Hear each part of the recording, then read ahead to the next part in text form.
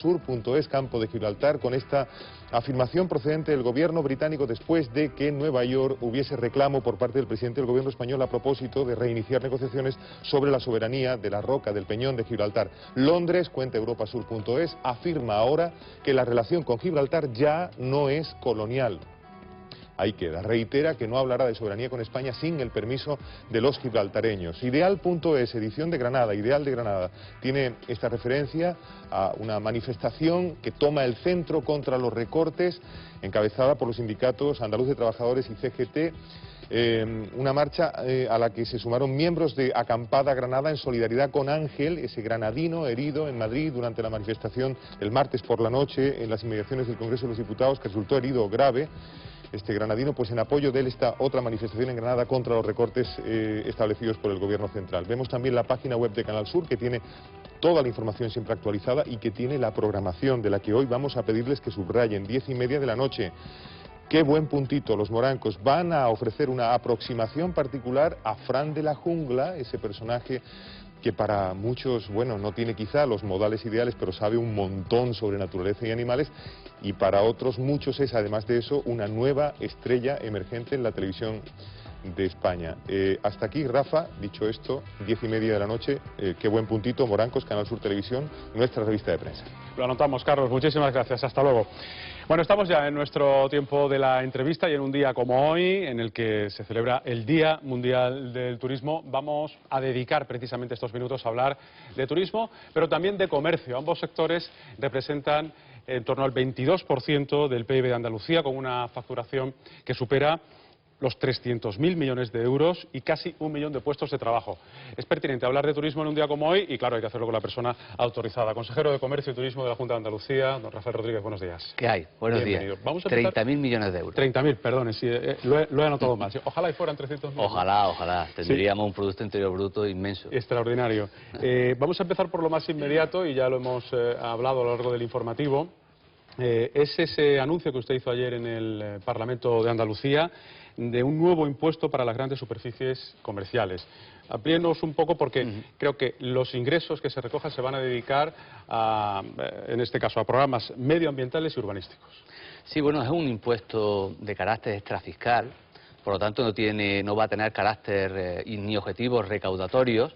El objetivo fundamental es lo que se obtenga de ese impuesto, revertirlo directamente al pequeño y mediano comercio de Andalucía, al programa de fomento del comercio interior, que está enmarcado en la Consejería de Turismo y Comercio, para facilitar su competitividad, su modernización, programas que ya están en marcha, como los centros comerciales abiertos, etcétera. La filosofía es sencilla. En Andalucía había un equilibrio comercial, que se había conseguido gracias a mucho esfuerzo y a mucho diálogo, donde estaban representados en ese equilibrio los diferentes intereses contrapuestos, desde las grandes superficies al pequeño y mediano comercio, a los consumidores y a los trabajadores. Ese equilibrio comercial que existía en Andalucía se ha roto por parte del Gobierno central al imponer un decreto ley que liberaliza los horarios comerciales, que liberaliza todo el régimen de rebajas, de saldos, de otras modalidades de venta, y que supone como único objetivo trasladar parte de las rentas que actualmente se dedican a comprar en el pequeño y mediano comercio, trasladar esas rentas a los grandes establecimientos comerciales. Desde el Gobierno andaluz, que apostamos por el pequeño y mediano comercio de Andalucía, que lo consideramos fundamental, no solo para nuestra economía, sino para nuestro propio modelo de ciudad, lo que hemos planteado con este impuesto es volver a un cierto reequilibrio en el sector comercial, de tal forma que una parte de esos beneficios que van a ir a los grandes establecimientos comerciales como consecuencia de las decisiones que ha adoptado el Gobierno central se reviertan al pequeño y mediano comercio a través de este tipo de impuestos, que también tengo que decir, no es nuevo en el panorama fiscal español, sino que ya está en vigor en comunidades como Cataluña, como Asturias o como Canarias. Y con esa experiencia, ¿cuánto dinero esperan recaudar? Bueno, queda todavía perfilar un poco los contenidos exactos del impuesto, pero yo creo que podemos hablar en un torno a unos 15-20 millones de euros.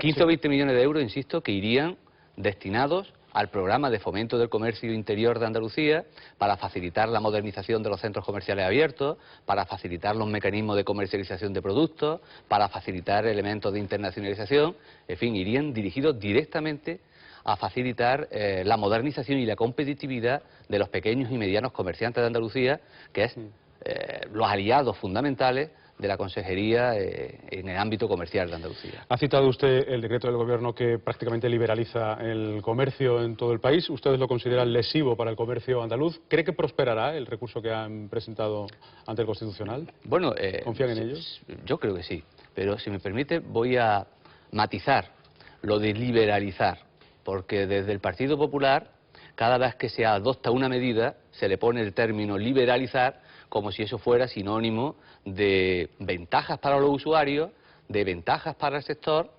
o significara que se hace algo a partir del momento en el que se aprueba ese decreto que antes no se podía hacer.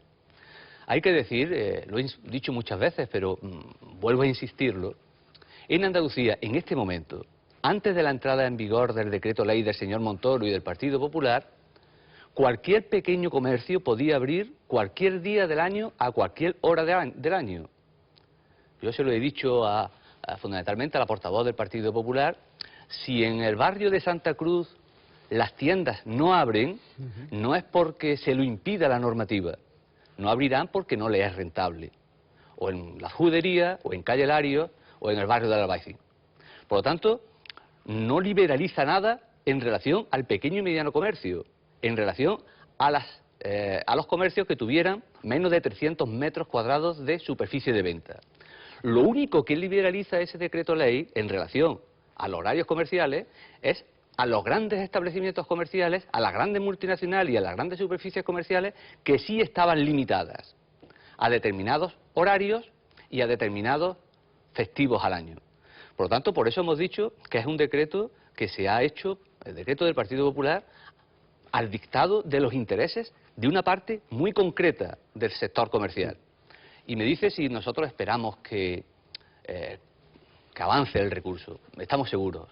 En primer lugar, por un elemento de forma. La vía del decreto ley es una vía que está tasada constitucionalmente. No puede ser utilizada para legislar sobre cualquier materia y en cualquier condición. Hay que acreditar la urgencia y la necesidad. Es lo que el Tribunal Constitucional llama las causas habilitantes. Ya el Gobierno central del señor Rato, creo recordar era entonces vicepresidente, aprobó por decreto ley un decreto muy parecido al de ahora, un decreto de liberalización de los horarios comerciales en el año 2000. Hubo unos recursos de inconstitucionalidad y el Tribunal Constitucional en el 2011 ya dijo que ese decreto era inconstitucional porque la vía del decreto ley no era la adecuada. Por lo tanto, desde la perspectiva formal estamos absolutamente convencidos. Y desde el fondo, porque es una competencia exclusiva de la comunidad autónoma. El artículo 58 del Estatuto establece, del Estatuto de Autonomía, que yo insisto, es una ley orgánica, aprobada por mayoría cualificada en el Congreso de los Diputados. Y del bloque constitucional dice que las competencias en materia de comercio interior son de las comunidades autónomas y son las comunidades autónomas las que tienen que decidirlo. El Gobierno central legisla vía decreto ley sin consultar a nadie, sin dialogar con nadie, sin establecer terreno de encuentro con nadie y además legisla violentando lo que son competencias de las propias comunidades. Vamos a hablar de turismo, tenemos que hablar de muchas cosas, les ruego también que podamos ser lo más sintéticos posibles. Decía que vamos a hablar de turismo, para ello hemos considerado oportuno enmarcar esta conversación con datos, con los que nos ofrece el balance de la campaña de verano en Andalucía.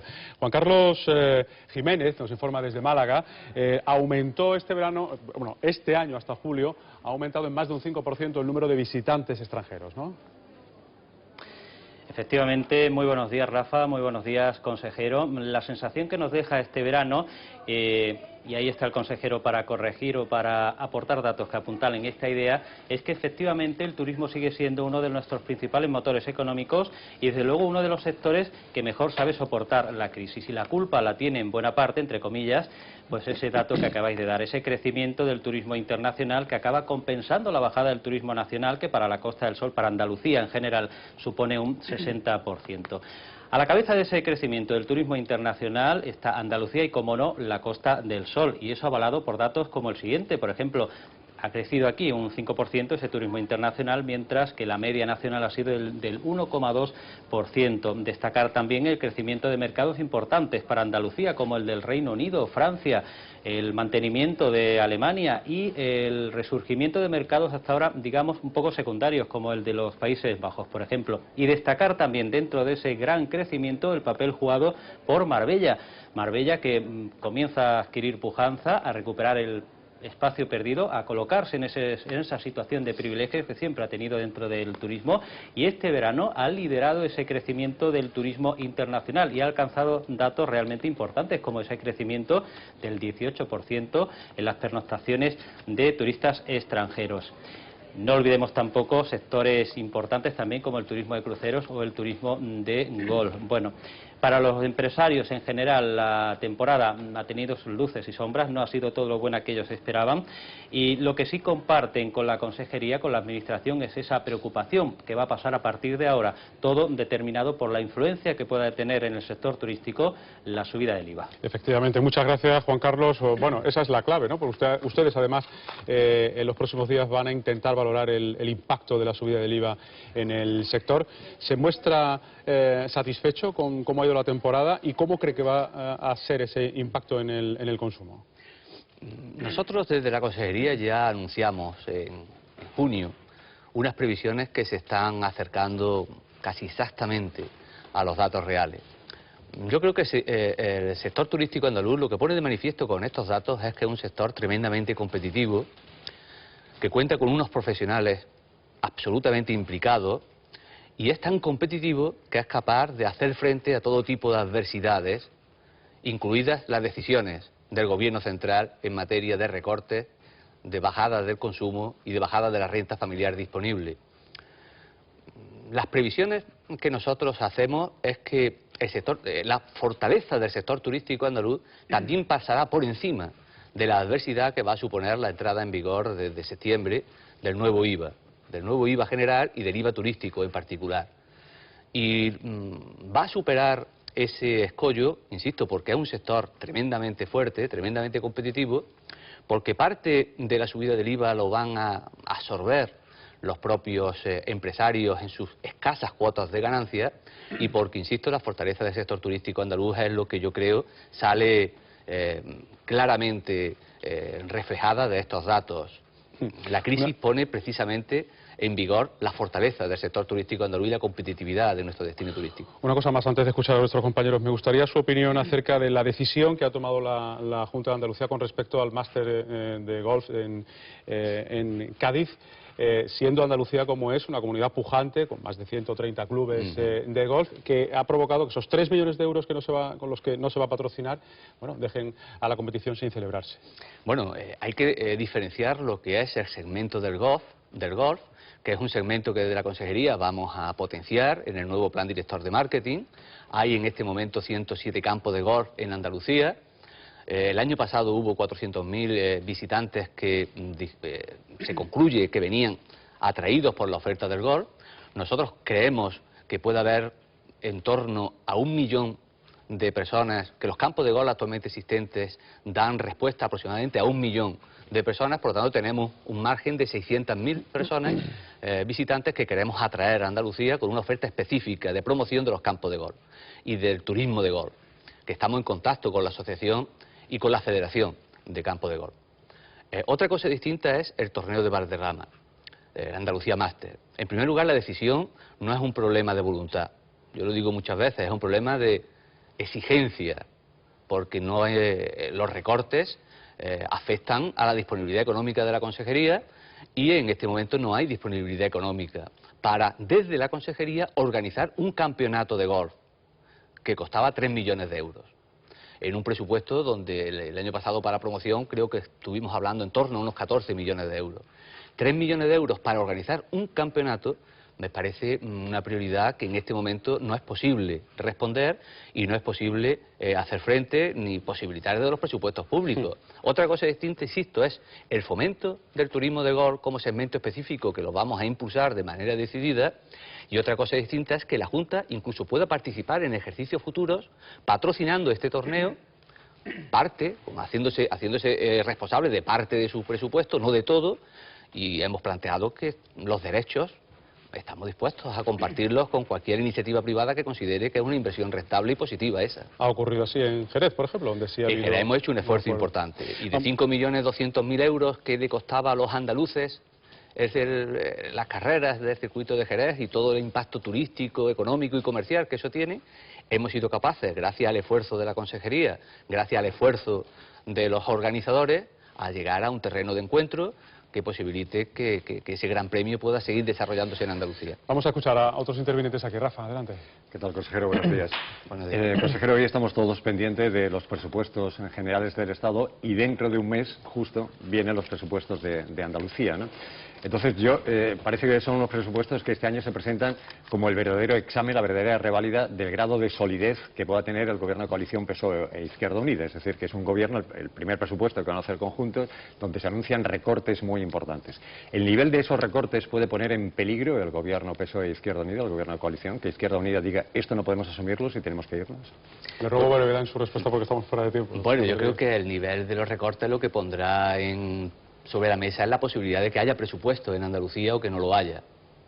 Si los recortes nos obligan a cerrar hospitales, a cerrar centros educativos, a despedir a miles de andaluces, ya dijo el presidente de la Junta que en ese caso que no sería posible que hubiera presupuesto en Andalucía y estaríamos hablando de otros escenarios. Yo quiero situarme en el escenario de que los presupuestos van a ser complicados, pero que la obsesión por el déficit y por los recortes del Partido Popular no va a llevar a ese extremo de castigar a Andalucía y asfixiar económicamente a Andalucía de tal manera que no podamos hacer frente a unos presupuestos. Quiero situarme en el otro escenario. Estamos en la recta final del programa. Sí, yo quería seguir con la misma línea. ¿Qué prioridades va a tener para ese presupuesto del año que viene la Consejería de Turismo? Y con respecto a la Costa del Sol y al turismo cultural, llamémosle Granada, por ejemplo, ¿qué propuestas puede haber novedosas? Si es que va a haber alguna. Estamos ahora mismo trabajando en el plan de acción para el 2013. Es un plan de acción en materia de promoción turística que estamos coordinando con todos los patronatos provinciales de turismo de Andalucía. Tenemos hasta diciembre para elaborar ese plan de acción y nuestro objetivo es que en ese plan de acción se fortalezca la marca turística Andalucía, que es la marca de referencia, fortaleciendo segmentos turísticos y destinos turísticos tan importantes como el de la Costa del Sol, cuyos datos lo hemos conocido hace poco, y segmentos turísticos tan importantes como el monumental, como el cultural, como el histórico. Todo eso queremos recogerlo en ese plan de acción que en este momento se ha empezado a discutir con el conjunto de los patronatos provinciales, incluido el de la Costa del Sol y el de Granada. Adelante, Jaime. Buenos días. En relación a la pregunta que hacía el moderador o presentador, la última sobre el tema del golf, la Andalucía Master, es indudable el impacto económico que tiene para el turismo los grandes acontecimientos deportivos, ¿no? Entonces veo que desgraciadamente la Junta de Andalucía se retira de acontecimientos deportivos muy importantes como este del golf que hemos señalado, no apoyó con ningún euro lo que era la Copa Davis en Sevilla, parece que tampoco va a apoyar el Mundial de Baloncesto. Hay también otro turismo cultural importante que también la Junta de Andalucía está retirando sus apoyos, con la Bienal de Flamenco, el Teatro de la Maestranza. Es decir, no me conteste, por favor, que es que el Gobierno de Madrid tiene la culpa que no nos da dinero, porque después la Junta de Andalucía tiene dinero para los sindicatos, subvenciones de la memoria histórica, los empresarios, la cooperación al desarrollo, y por tanto, ¿qué es lo que pasa? Bueno, en primer lugar, el Gobierno andaluz tiene la responsabilidad de priorizar en función de los ingresos que dependen de las decisiones que adopta el Gobierno central. Por lo tanto, una cosa es evidente: si a Andalucía viene menos dinero, la priorización que el Gobierno andaluz tiene que hacer es sobre el dinero que tiene, no sobre el dinero que le gustaría tener. La Bienal de Flamenco sigue siendo patrocinada por la Junta de Andalucía y en concreto por la Consejería de Cultura, que en metálico y en especies se ha gastado este año más de 300.000 euros. Mucho menos. Me gustaría saber cuánto se ha gastado, por ejemplo, el Ayuntamiento de Sevilla en el desarrollo de la Bienal. Con relación al Gran Premio de Golf, es un problema de prioridades.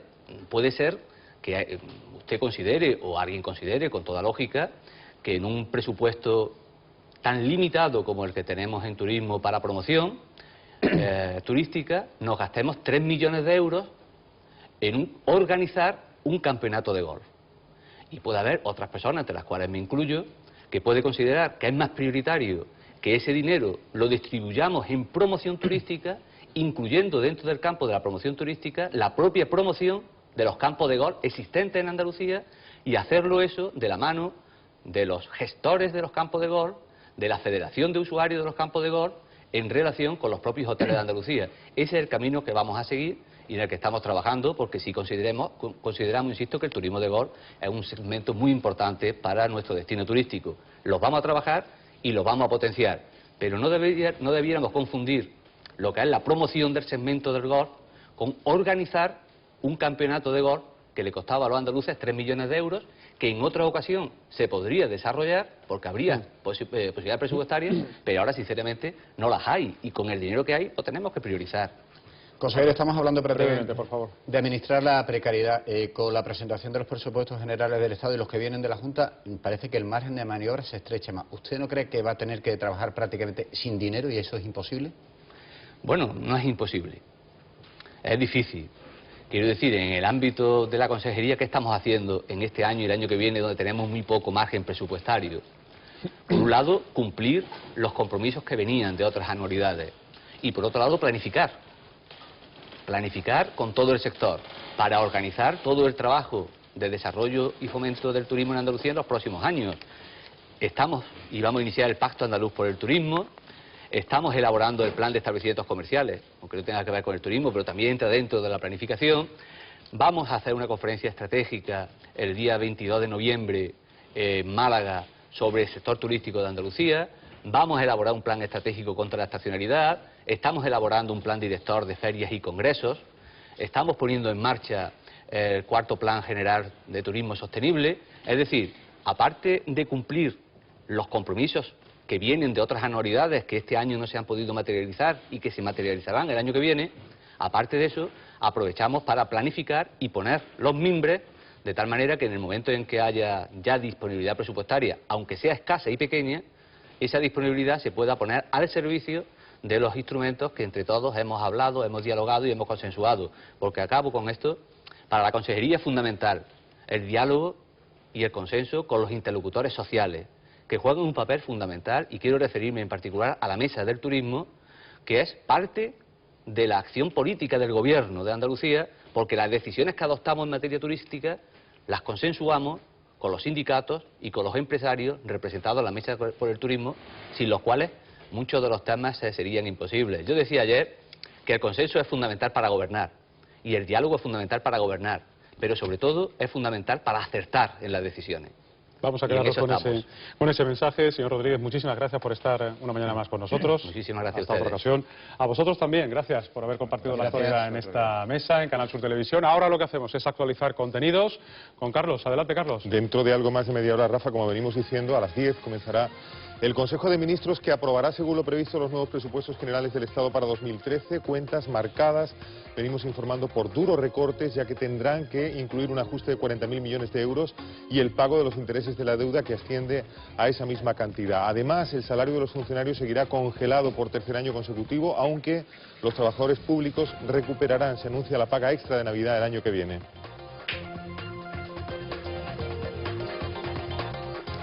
Bueno, son 3, les venimos diciendo, las personas detenidas y otras 3 las heridas como resultado de las protestas que por segunda noche consecutiva se desarrollaron en los alrededores del Congreso de los Diputados en Madrid. Unas 2.500 personas volvieron a mostrar de forma pacífica su rechazo a la clase política